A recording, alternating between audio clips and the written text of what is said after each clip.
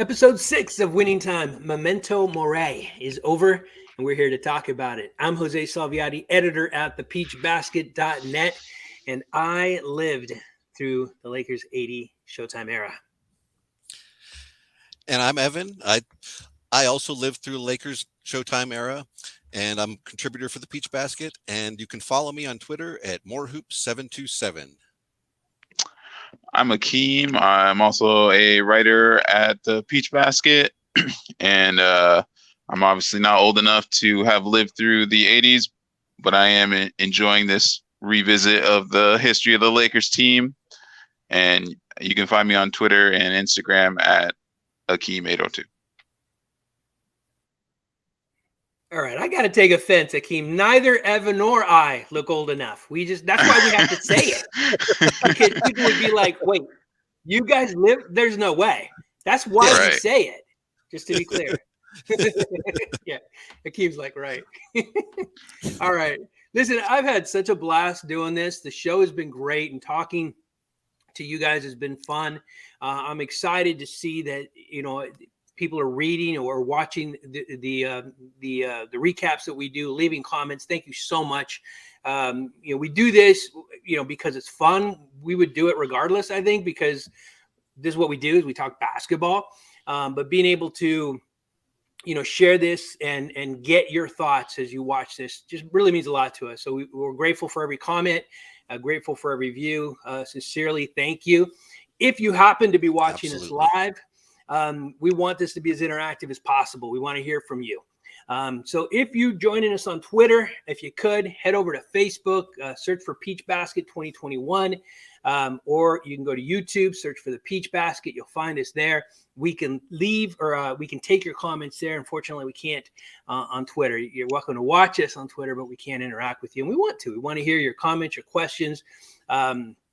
Tell us we're wrong. Tell us we're right. We want to hear what you thought about the episode as we tell you what we thought. We really, really absolutely want to hear from you. And thank you for watching and participating with us. In episode 6, the team and Coach Westhead deal with the repercussions of McKinney's accident. Dr. Butts continues to dance and work with smoke and mirrors to keep his creditors at bay, while Magic struggles to come to grips with being Magic. And he makes a key decision about footwear.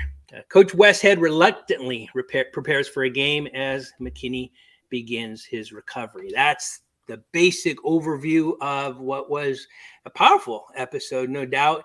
Evan, we'll start with you. What were your thoughts on episode 6, Memento Mori?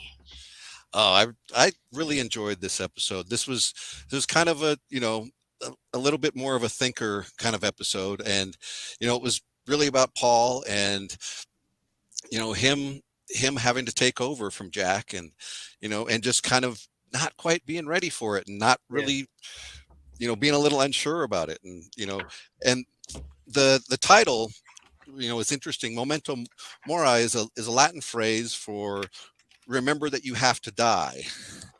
And if you think about it, kind of both Jack and Paul kind of they both had to kind of grapple with that a little bit, like Jack in reality almost dying, and Paul kind of like dying inside of having to try and take this over.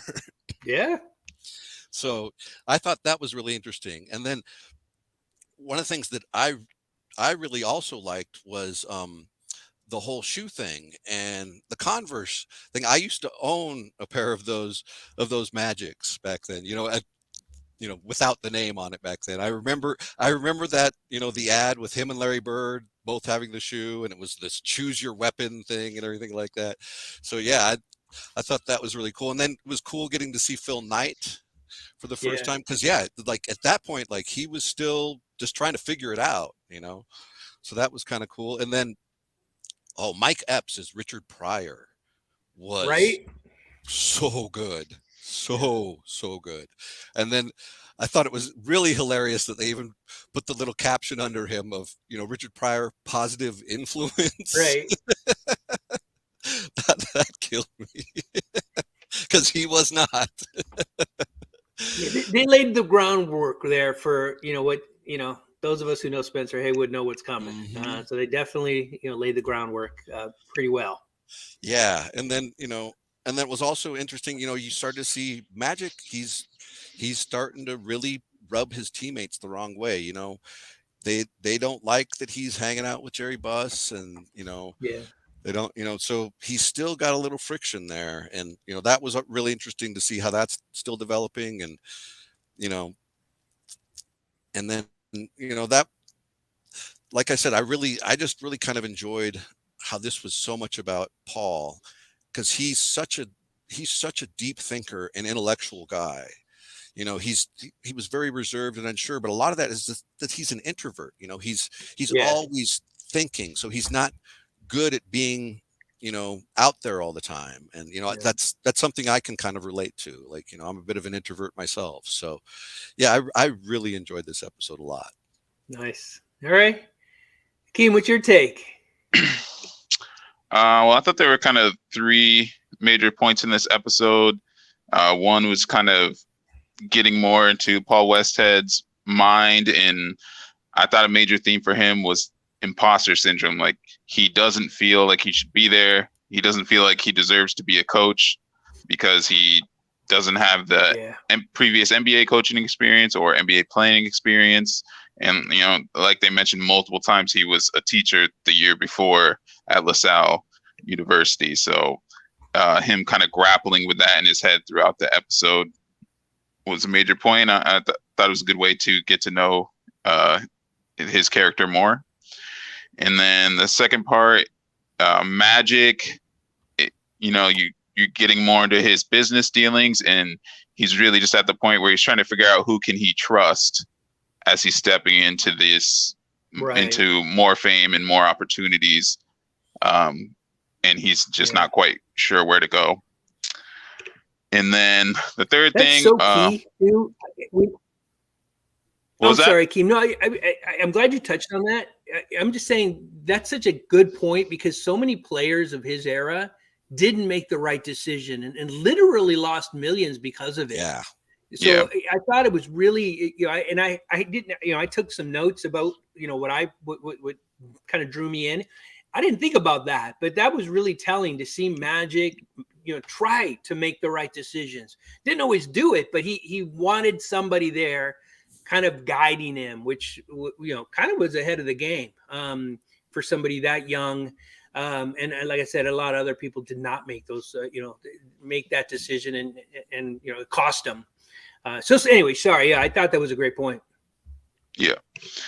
And then the third thing, just having Phil Knight in the episode, even though it's kind of a small part, you kind of see like the framework for Nike growing. Like in this year, they're probably like the fifth, maybe seventh biggest sneaker company, or even smaller than that. But you see the framework of him trying to find a superstar, put their name on a sneaker, and promote that to become a big company. And unfortunately for Magic, he turns that down. But Nike becoming, like, signing Jordan and creating the Jordans is a major part of NBA history, and really allowed the NBA to cross over more into pop culture, because those sneakers become fashion, and you kind of see like basketball culture in general kind of elevates in the 90s. You get all these basketball movies and basketball based streetwear and all this kind of stuff. Like, that all started with Phil Knight and Nike. Yep. Yeah. It kind of comes back to a theme, that I touched on, or tried to write last week, how everything worked perfectly, right? It was like the convergence, a perfect storm happened for this team to be great. And now we're seeing, Phil Knight come along at the right time, right as, Magic and Bird and the league was starting to bubble. Phil Knight was doing the same thing and kind of created a whole new, I don't want to call it an industry, because the industry existed, but a whole new genre within that industry, which is amazing. It just, seeing Phil Knight in that was pretty interesting. I had said to Evan before that this one felt a little like a filler to me, and you guys both corrected me, which I appreciate. For me, I think what was hard here is, whereas last week we followed the team over, the start of the season. We know that they were on a 13-game winning streak or something. So we followed them over a couple of weeks, and, a lot, it seemed like there was a lot of meat there, even though the focus was on Kareem. This week it felt like it dragged a little bit, and that's because I maybe, the whole, being in a hospital scene kind of freaks me out. Maybe it's a personal thing. I just felt so bad for McKinney. And maybe that's, why, at the heart of why it felt like that for me. It was no doubt a deep episode. And I came to the realization, right? Again, a bit of a recurring theme, that I've shared when talking to you guys about this, that I've learned things I didn't necessarily want to know about Spencer Haywood, Jerry West, Chick Hearn, right? Today, watching this, it was a bit of a realization that I think the Lakers really did McKinney wrong. I've said before, I kind of started to grow up and be a self-aware human, right? When this started happening, I remember that San Diego game, watching it like it was yesterday. So I was aware of Jack McKinney. He was the coach then. I have literally no recollection of the Lakers making an announcement. Imagine, right, today, if any head coach in the NBA, that would happen to them. That would be front page. Then it's in part because of ESPN, and there's so much more media out there today, and there wasn't then. But it would have been in the LA Times. It would have been out there. We would have heard about it. As a fan, I heard nothing. And it really does seem, and again, I don't know what's fact and what's fiction yet, because I haven't, dived deep into it, but it really feels like, the Lakers kind of did him dirty a little bit, and kind of didn't want to tell anybody. And you get why when you see this, but again, I don't know what's fact and what's fiction, but it was like, man, when I think of what would happen today if Quinn Snyder, if this happened to him, I don't want, Quinn Snyder's not obscure, but Utah, it's not necessarily NBA, franchise, an elite franchise necessarily. But even if, somebody like Quinn Snyder, I think everybody would know about it, not just Utah fans. And I can say as a Laker fan at that time, I knew nothing. I didn't know anything. All I knew is, Paul Westhead's the coach now. Okay. And looking back on that, that's kind of a bummer. It's yeah. Well, I think that really speaks to, the eras being so different, because back then you could kind of get away with not telling the press the whole truth. Like even injury reports back then were a little shady, and they really didn't kind of, because there weren't any regulations to keep things in control. And like nowadays we have the regulations about injury reports, as well as, it's impossible because, like you said, there's media everywhere. There's even people like us that are everywhere, we're so it's part of the problem. You can't hide this stuff from any of us. The tiniest little rumor that happens, that's what's so different between what goes on now and what went on back then. The tiniest little rumor gets run with, and it's all over the internet everywhere.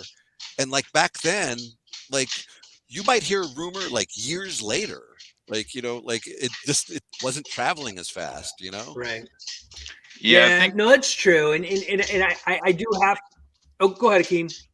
I was just going to say, I think also, just from the first 6 episodes here, Dr. Buss is constantly trying to spin everything and make the Lakers look more glorified than they actually are. So maybe he felt like at the time that the Lakers couldn't handle that bad press. So he just wanted to move on as quick as possible. Yeah. Excellent point. Yeah. I think the timing of it does have a lot to do with it, because I think if Jerry Buss wasn't dealing with all that other stuff, that he might have been a little more inclined to tell the truth, but the era, you never know, Yeah, no, Evan, you bring up a great point. Now we have TMZ Sports, right, who's following everybody around with cameras, and there's just no way you can't hide anything. Back then, you could hide everything. Yeah. I have one memory. I've told you guys before. I would go to games then, or I think I've mentioned it. And there was a guy who was kind of the Mike Trudell of the time. I cannot remember his name for the life of me. I'll find it and leave it in the notes if I can think of it later. But this is the guy we all knew, we all watched on TV. And I was down, near the Laker locker room as my friend who would go into the Lakers. If I haven't told the story, I'll tell it another time. But I saw this guy, this Mike Trudell of the time, and he had an alcoholic beverage on one hand, he had a big old cigar on the other. He's coming out of the Forum Club, and it just, to me as a young man at the time, this guy was squeaky clean on TV. You know what I mean? And so you knew right away, there's something going on here. These guys aren't who they, who they show us on TV. But the difference was all you had was TV, right? Back then. So yeah, this was, and I guess that's why the episode, I'm not gonna say it rubbed me the wrong way, because it didn't. But it just felt longer for me, because I think maybe it was just hard for me to watch a lot of that. The last thing I'll say, and then we'll get on to the next topic, is I'm officially upset that HBO didn't call this Showtime. Now I get why they didn't. I totally get it. But come on, man, this was not winning time. Nobody called it winning time. I do seem to recall that. Magic once said, it's winning time when playoff time was winning time. I think. I don't even know if I made that up. But this was Showtime. That was the name of the book. This should have been called Showtime. It would have been awesome for HBO to call it Showtime on HBO. That'd be awesome. That'd be the coolest thing ever. I wish they would have done that. But anyway, I finally came to that point after watching this episode for some reason. So anyway, yeah, I agree with you. Right? It should be called Showtime. All right, episode 7. All we know right now is that it's called Invisible Man. What do you see coming in episode 7, Evan? Oh, this one, that's interesting. I'm not sure what's going to come in this one. Yeah, I think I got so kind of wrapped up in this one that, like, I mean, because at this point, it's, I think the next main storyline that I see is we're going to start to see Spencer Haywood's downfall. Oh yeah. And I think for people that don't quite know about that, Spencer has a drug problem, and it's about to get exasperated by Richard Pryor in a very big way. Yeah. So I think that's probably what is in the next episode. If not, it will be within the next 2. Yeah. Yep. Makes sense. Akeem, what do you see coming? Well, I mean, I don't really know the history of Lakers, but do they introduce Pat Riley becomes the assistant this year, or does that not happen until the next season? That should happen at some point, I believe. Yeah. Yeah, it should happen fairly soon. Like within a few months, I believe it happened. So maybe even a few weeks. So maybe that is the Invisible Man reference, because there was kind of a brief moment in this episode where Pat Riley he just helps calm Paul Westhead down and kind of figure out a direction for him to go in.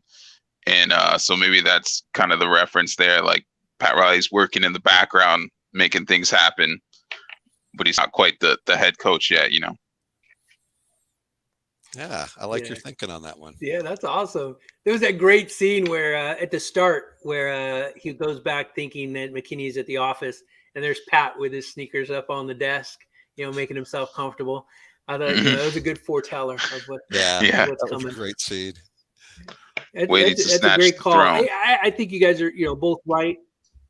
Yeah, right. And again, knowing Pat Riley, it fits. Yep. Yeah, I think you guys are right. I think it'll probably be something along those lines. We'll continue to certainly see the team's success. I think we'll see the beginning of Spencer spiraling, unfortunately, and how that ends. The emergence of Pat Riley. I that seems like the next logical step. Be interesting to see why they call it Invisible Man. All right, we do this every week. It's fun. I enjoy it. We are sports fans, so we got to pick a winner. So episode 6, do you have a winner, and do you have a favorite scene? Again, doesn't need to include your winner, but who is your winner of this episode, and what's your favorite scene? Yeah, my winner was Mike Epps as Richard Pryor. I mean, that was such a like spot on impersonation, and like I really felt like I was watching Richard there. I mean that I really liked that a lot. And then for me, my favorite scene was the one that you just mentioned with Pat Riley and Paul Westhead, in the office there, and especially where you know Paul opens up the binder, Jack's binder, and he's looking at it, trying to figure out what to do in the next game. And like, Pat just kind of asks him, well, what would you do? And then like Right. slams it shut. Like, that's his stuff. What would you do? And like, Right. I really like that. Cause that's so like, yeah, Adrian Brody is doing such a good job of, personifying Pat. And that's so Pat of kind of like, he'll just put you on the spot and like, make you kind of, think about it and do it yourself as opposed to tell you, and I really liked that. That was a great scene. Nice. Yeah, good call. Good call. I enjoyed that scene as well. Akeem, what do you got? Who's your winner? What's your scene? It's a tough episode to pick a winner for because it was like one of the more negative episodes. So there's a lot of losing going on. But I would go with Jerry Buss because, his goal for the episode was to kind of BS his way through that meeting with the bankers and get that extension. And, he eventually makes that come true.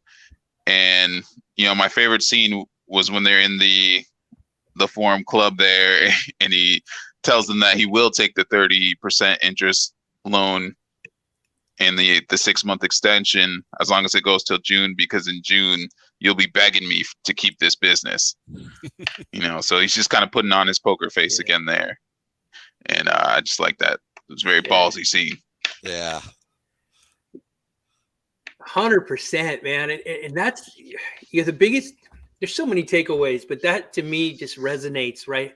And I want to know how close was this to reality? I mean, was he literally that close to bankruptcy? I mean, it just blows my mind to think that, he was, I used the term smoke and mirrors in my earlier recap. I mean, that's what Jerry West is, at least, depicted in this episode and depicted in this series. He was all about, the first season, smoke and mirrors, man. Yeah, there's an old adage about fake it till you make it, right? And that's kind of what he was doing. And that's crazy. I think fake it till you make it. I think, I'm going to pretend to know a particular subject in school until I figure it out or something. He was faking it till he made it with a multi-million-dollar franchise. Yeah. That just blows my mind, and you said ballsy. I mean, yeah, that's just the epitome of it. It's just so wild. I got to go with Jason Segel as or Segel. I don't know how to pronounce his name. I think it's Segel. Sorry. As my winner, I just thought, Paul Westhead, the way he's depicted, and this is always the way I remember him. Just real quiet, very methodical, very cerebral, but a coach. I mean, he demanded authority. He commanded respect, really. And that's kind of hard, I think, as an actor to convey that. And I thought he did a pretty good job. Evan, you and I talked about that scene when, he's fighting it, then kind of comes to grip. I got to coach this.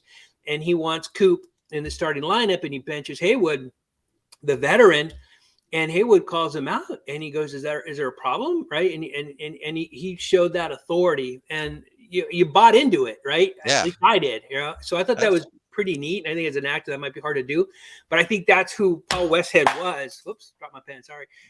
He was both kind of a nerdy guy, which is depicted clearly, but he was also coach, right? And he commanded that respect. And we started to see a little bit of that.